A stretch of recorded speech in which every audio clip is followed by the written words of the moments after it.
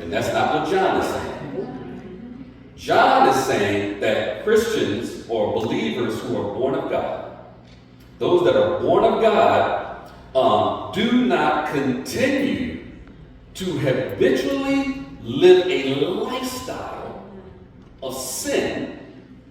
And, watch this, now check this out. And he says, we are protected by Jesus from the evil one.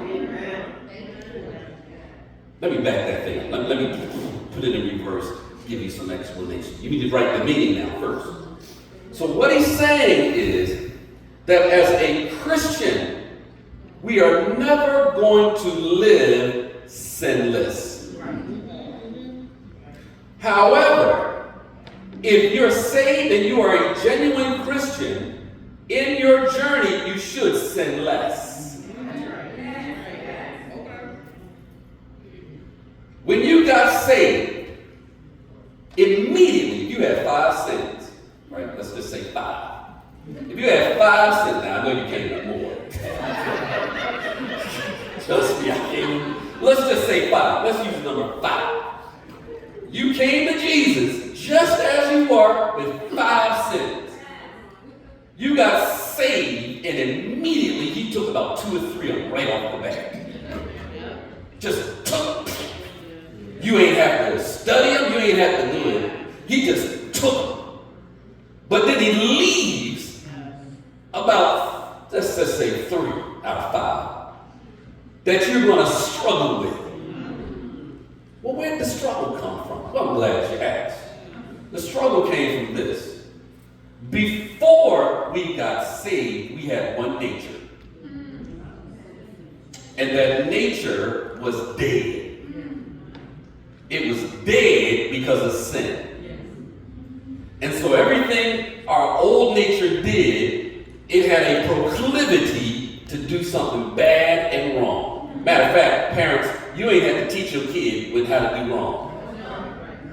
Why? Because we were born in sin. Right?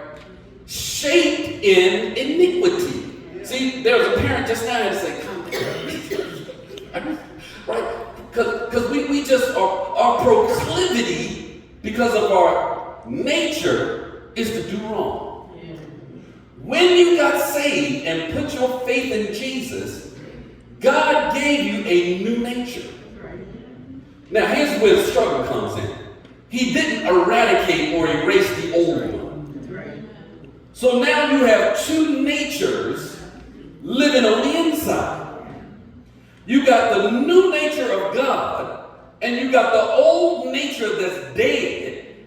One has a proclivity to chase after God. The other one has a proclivity to chase after everything but God. Help me, Holy Spirit.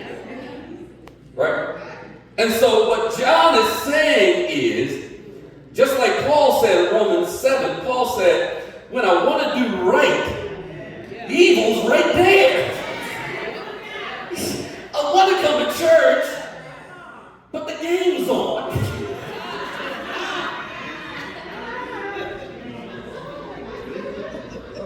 I gotta make that bread. Right? I want to not use my little black book on Friday. Right? I want to not do it, but something just keeps calling me. But then something else is saying, no, don't do that. The other one is saying, read your word. Pray. Get in service. Worship. Even worship is a struggle for some of us. Why? Because the Spirit is saying praise, but the old nature says, you better not. You ain't like that. So it's a struggle. Touch your neighbor and say the struggle's real. So what John is saying is, the way you know